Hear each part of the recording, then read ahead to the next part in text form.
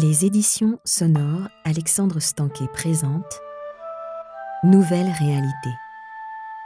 L'âge de la responsabilité universelle.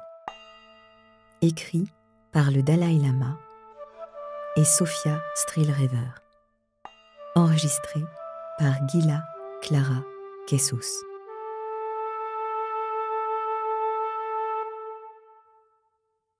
Manifeste de la responsabilité universelle. Première prise de conscience. Je suis la paix, fruit de l'amour universel. Je suis né sur cette terre, enfant de la vie, au sein du cosmos. Mes codes génétiques incorporent les messages de l'univers. Je suis relié à tous les vivants dans la réalité partagée de la vie. La même énergie qui fait battre mon cœur entraîne aussi la terre et les corps célestes. La respiration, mouvement source de la vie, unit chacun de mes souffles au souffle de tous les êtres et au grand souffle de l'univers. La sagesse première des peuples d'autrefois connaissait le secret de la paix entre les femmes, les hommes et le monde. Depuis la révolution industrielle, l'humanité a oublié le secret de la paix. Nos cœurs endurcis sont partis en guerre contre nous-mêmes, en guerre contre la vie. Le poison de nos esprits a empoisonné la terre nourricière, infecté les sources des fleuves, acidifié les océans, pollué l'atmosphère. L'air de la planète surchauffée est devenu irrespirable dans les mégalopoles des 5 continents, dont les lendemains semblent voués au désastre de grandes souffrances. Mais aujourd'hui, l'humanité des temps modernes recherche la voie de la douceur, de la paix et de la guérison intérieure. La physique contemporaine, à l'instar des philosophies de l'âge axial, expose les principes de l'interdépendance fondamentale au niveau de la matière, mais aussi au plan subtil de l'esprit et des émotions. Je réalise que chacune de mes actions, de mes paroles et de mes pensées dépose des empreintes de conscience qui traversent l'espace et le temps. Mes actes hostiles viennent grossir les vagues de haine destructrice qui agitent l'océan des douleurs du monde. Mes actes d'amour bienveillant voyagent comme des ondes de joie aux confins de l'univers. Je prends conscience que le bien-être de tous les vivants est lié à l'équilibre des écosystèmes, eux-mêmes dépendants de la paix dans le cœur des hommes et de l'esprit de justice dans les sociétés humaines. Dans un esprit d'équanimité, libre de partialité, d'attachement et de haine, je contribue à maintenir et à rétablir l'harmonie de la vie. Vivre la paix et la guérison intérieure dans chacun de mes gestes, dédiés au bien de toutes les existences, humaines et autres qu'humaines, est un grand appel à être vivant, dans la joie de l'amour universel, qui est la vie de la vie. Deuxième prise de conscience. Je suis l'amour que je veux voir dans le monde. Je suis né sur cette terre, enfant de la vie, au sein de l'humanité et de la grande famille du vivant.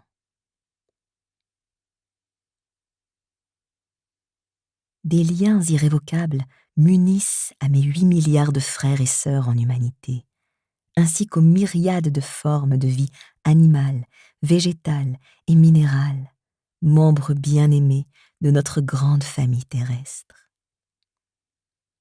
La même énergie d'amour nous anime tous. C'est le principe source duquel jaillit le monde naturel.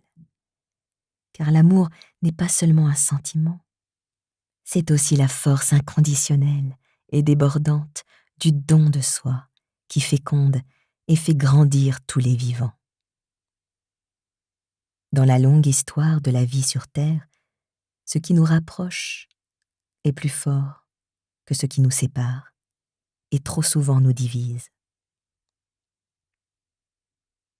Nous sommes tous les descendants de Luca, Last Universal Common Ancestor, notre dernier ancêtre universel commun, une bactérie apparue il y a 4 milliards d'années. Et nous poursuivons notre chemin d'évolution à bord du vaisseau Terre, embarqué à 108 000 km/h, en orbite autour de notre étoile, le Soleil. Nous naviguons ensemble sur la Voie lactée, fleuve géant de matière cosmique lancé à 2 millions de km/h, en direction du grand attracteur, un super amas de galaxies que les physiciens appellent l'Aniakea, le paradis incommensurable des légendes hawaïennes. Nous partageons donc une destinée commune, à la fois cosmique, terrestre et humaine. Nous sommes une terre, une famille, un avenir. Quand je me relie au pouvoir sacré de mon cœur, je m'unis à la famille de tout le vivant, et c'est une expérience d'amour inconditionnelle. Je dédie donc pleinement ma vie au service d'autrui dont je suis solidaire. Ce n'est pas une construction mentale, mais une expérience de conscience, incorporée à chacune de mes 36 000 milliards de cellules qui canalisent l'amour universel et la lumière infinie. Je prends ainsi conscience que mon corps fait partie d'un corps plus vaste, un corps nature, un corps humanité, un corps cosmos. Je ne suis pas une personne parmi 8 milliards d'autres, je suis 8 milliards d'autres en une personne. Je ne suis pas un vivant solitaire parmi tous les vivants, je suis tous les vivants. Je ne vis pas dans le monde, c'est le monde qui vit en moi. Quelle que soit ma couleur de peau, ma nationalité, ma religion, mes ressources et mes convictions personnelles, je suis en essence un être humain, pareil à tous les autres, partageant le même désir d'être heureux, d'aimer et d'être aimé. En me fondant sur cette humanité commune, je reconnais qu'aujourd'hui, je ne peux vivre coupé du monde. Des événements, survenus dans une région lointaine, m'affectent et affectent aussi toute la planète. Chaque problème local a une incidence globale qui transcende les frontières. Je prends conscience que dans un contexte d'interdépendance démultipliée par la mondialisation et la technologie, l'épanouissement des sociétés humaines et la protection de l'environnement se fondent avant tout sur l'entraide. Seul l'altruisme me motive à agir pour le bien de tous les vivants. Paix intérieure, amour et compassion n'expriment pas seulement un idéal noble, mais sont aussi une solution pragmatique au sein de la nouvelle réalité garantissant l'intérêt général contre la déshérence du lien social et le délitement des solidarités. La nécessité de coopérer m'amène à reconnaître que la base la plus sûre d'un développement soutenable du monde repose sur ma pratique individuelle et partagée de la paix intérieure, de l'amour et de la compassion. Soyez le changement que vous voulez voir dans le monde, disait le Mahatma Gandhi au siècle dernier. Je lui réponds aujourd'hui, soyez l'amour que vous voulez voir dans le monde. Je réenchante ainsi l'espérance et la confiance dans la communauté de destin de l'humanité. Troisième prise de conscience. La force d'aimer est l'arme de mon combat contre l'injustice. Je suis né sur cette terre, enfant de la vie, au sein de la grande paix naturelle. Les livres d'histoire, comme l'actualité, rapportent une succession de guerres, de conflits, de catastrophes et de faits divers violents. La tentation est grande de conclure que le mal est plus fort que le bien. Mais quand je calme l'agitation de mon mental et que je regarde profondément en mon cœur, je touche une énergie de paix profonde. J'incarne ma vérité aimante et connaissante. Je prends conscience de la nécessité d'entraîner non seulement ma logique rationnelle, mais aussi les autres facultés remarquables de mon esprit, telles que l'amour, la compassion, la générosité et le pardon. Je prends conscience que la puissance du mal n'est pas fondée et qu'elle peut être dépassée. La haine est une illusion, un effet de l'ignorance, le visage de l'amour torturé par sa propre faim. Une fois relié à ma vraie nature, je découvre l'immense générosité de la vie et ses pouvoirs, la réalité profonde et inéluctable de la bonté. À l'ère d'Internet et de la mondialisation, quand je me sens manipulée et instrumentalisée par la culture techno-économique, je prends conscience qu'il me faut incarner une sagesse de la responsabilité universelle, basée sur la force de la vérité et de l'amour. Le Mahatma Gandhi appelait cette force Satyagraha, que Martin Luther King interpréta comme la force d'aimer. Satyagraha est l'arme de mon combat non violent contre l'injustice, car dès que la vérité passe à travers moi pour s'exprimer, je suis invincible. Satyagraha exige que j'accepte la souffrance et le sacrifice sans recourir à la violence, dans ma lutte contre toute forme d'exploitation et d'agression contre la terre, mère et ses enfants. En vivant Satyagraha au quotidien, je deviens, parmi d'autres et avec d'autres, artisan de paix, de justice et de vérité. Citoyen du monde, j'assume un nouveau lien civique de responsabilité universelle. Sans forcer, ni culpabiliser personne, et dans le respect du pluralisme, c'est par la force de l'exemplarité que j'inspire à d'autres la détermination d'assumer avec moi une responsabilité universelle. Et je m'engage pour que les générations futures voient, un jour, advenir ce monde auquel j'aspire, mais que je ne verrai peut-être pas. À la mesure de mes moyens, je m'efforce donc de construire, avec constance, dans un esprit de paix et d'amour, la nouvelle réalité d'une terre d'amour. Mes 11 engagements de vie. Déterminée à vivre pleinement mes 3 prises de conscience, je les intègre à un code de conduite cohérent, guidant mes pensées, mes paroles et mes actions. Certes, l'attitude éthique que j'adopte n'est pas une solution directe aux problèmes immenses du monde, mais elles représentent une dynamique positive qui s'appuie sur la force d'une vision partagée et la volonté d'œuvrer en synergie avec tous ceux qui se mobilisent, comme moi, au nom de notre famille terrestre. Je reconnais le bien fondé et la nécessité des droits de la personne humaine, des autres qu'humains et de la terre, mère. Ces droits ont été bafoués par la marchandisation du monde, qui a considéré la nature comme un stock de ressources exploitables au profit de quelques-uns. Mais en 2010, la Déclaration universelle des droits de la Terre-Mère a lancé un appel à imaginer de nouvelles sociétés du vivant.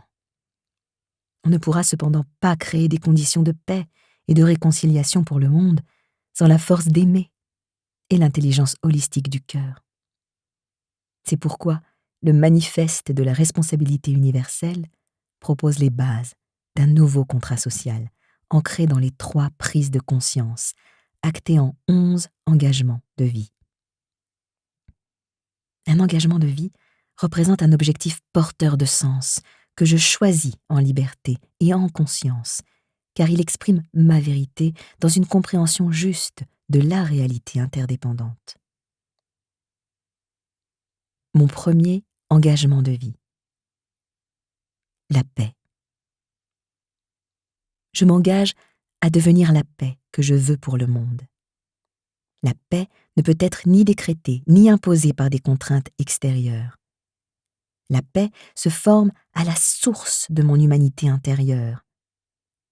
Fruit de la compassion, elle mûrit dans mon cœur. Je m'engage à laisser grandir la paix en moi et à la faire rayonner. Je suis conscient qu'à chacun de mes pas en direction de la paix, l'humanité avance avec moi. Mon deuxième engagement de vie, l'amour. De tous les dons, celui de la vie est le plus précieux pour chaque vivant, et l'amour est vital. Je m'engage à chérir et à protéger la diversité de toutes les formes de vie qui ont la terre pour habitacle. Je lie ma vie de manière indissoluble à l'amour et à la non-violence. Aspiration profonde de mon humanité intérieure. Mon troisième engagement de vie, le soin du vivant.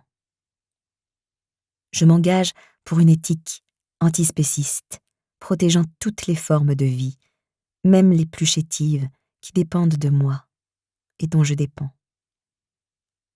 Conscient de la fragilité et de la vulnérabilité inhérente à la condition de vivant, et considérant que les droits humains ne doivent pas mettre en péril les droits à la vie des autres espèces, je dénonce la cruauté des conditions de l'élevage intensif et de l'abattage des animaux, de la déforestation massive et du pillage des océans. Je leur oppose le principe infaillible de la communauté indivisible du vivant. Mon quatrième engagement de vie, la dignité humaine. Je m'engage à honorer et à protéger la dignité inaliénable de l'être humain, notamment dans les recherches en cours sur les questions d'euthanasie, de bioéthique, de clonage ou encore de biotechnologie curative et améliorative. Réalisant que violenter un être humain, c'est blesser toute l'humanité, je veille au respect des droits de la personne. J'œuvre à la libération des opprimés et de tous ceux qui subissent encore par millions les formes dégradantes de l'esclavage moderne. Au nom de la majorité silencieuse, je combats le dogme marchand d'une mondialisation anonyme et sans âme. Je refuse de souscrire à ces stratégies de dématérialisation et de spéculation financière qui parasitent les consciences des principaux acteurs économiques et politiques, déresponsabilisent les individus et transformant en cimetière des espèces notre belle planète bleue. Mon cinquième engagement de vie, le partage. Je m'engage pour une culture du partage, de l'entraide, du service et de la solidarité, conscient que ce sont les bases de la vie sur Terre. Je m'oppose à la logique dominante, utilitariste et court-termiste, qui disloque les solidarités en favorisant la tyrannie de la spéculation, du profit et de la concurrence, cause de paupérisation et d'un épuisement accéléré des ressources. Mon 6e engagement de vie, la démocratie. Je m'engage pour la démocratie représentative, avec la conviction qu'un tel système de gouvernement, lorsqu'il n'est pas corrompu, est le mieux adapté à la nature première de l'être humain. La démocratie est le seul fondement stable sur lequel ériger une structure politique globale. Le vrai démocrate défend par des moyens non violents sa liberté, celle de son pays, et finalement celle de l'humanité. Il mène de front réformes personnelles et réformes sociétales, en phase avec la nouvelle réalité et les attentes citoyennes. Mon 7e engagement de vie, la justice. Je m'engage à contribuer à une économie mondiale respectant le droit à la vie et les principes de justice et d'équité pour tous. Dans un esprit de justice, je rejette les privilèges et les monopoles, refusant ce qui ne peut être partagé avec tous. J'évite également d'accumuler le superflu qui me conduit à gaspiller des biens, alors que des millions de personnes ne bénéficient pas du strict minimum. Si chacun ne possédait que le nécessaire, nul ne subirait le manque. Je rejoins les activistes qui militent sur la ligne de front de la justice climatique pour laisser à mes enfants et aux enfants de mes enfants une terre habitable. Mon 8e engagement de vie, le leadership des femmes. La femme est la mère de l'homme. Il lui revient de protéger la vie et d'enseigner l'esprit de paix à un monde en guerre. Je m'engage à donner aux femmes un leadership qui contribuera à l'évolution de la société par l'éducation et l'accès à des postes de responsabilité, car je reconnais leur capacité naturelle à réhumaniser le monde, en assumant avec plus d'altruisme leurs responsabilités individuelles et collectives. Mon 9e engagement de vie, une éducation holistique. Je m'engage à promouvoir une éducation holistique qui enseigne à vivre, en développant non seulement les facultés intellectuelles, mais aussi l'intuition et les qualités de cœur. Dans l'esprit de responsabilité universelle, l'éducation d'un jeune requiert de lui apprendre le discernement critique qui identifie l'erreur, l'illusion et la partialité, de l'éveiller à son humanité intérieure en le formant aux sciences internes de l'esprit et des émotions par la méditation, afin qu'il développe une maturité cognitive, émotionnelle et décisionnelle, tout en s'entraînant à l'altruisme et à la solidarité, nécessaires pour affronter les aléas d'un destin humain. Mon 10e engagement de vie, Satyagraha, la force d'aimer. Je m'engage à étudier l'histoire et les principes du mouvement Satyagraha, lancé par le Mahatma Gandhi, pour imaginer et mettre en pratique des modes d'action et de résistance à toute pression culturelle, sociale et politique, me faisant dévier de mon humanité intérieure. Selon Satyagraha, la puissance de l'agir n'est pas d'origine physique, elle provient de l'esprit. Forgée dans la conscience qui contemple sa nature première d'amour et de vérité, elle est indomptable, car sans compromis. Mon 11e engagement de vie, la responsabilité universelle. Je m'engage avec joie à mettre en pratique dans tous les aspects de ma vie une éthique de la responsabilité universelle pour co-créer une civilisation de l'amour. C'est l'exaucement de mon humanité intérieure et de ma force d'aimer qui révolutionne les consciences, car l'enjeu planétaire est aujourd'hui de réviser en profondeur les paradigmes existentiels de l'ancien monde et de reformuler les principes de la vie des nations, afin de réconcilier progrès scientifique et technique avec progrès éthique et humain, au sein de la nouvelle réalité d'une terre d'amour.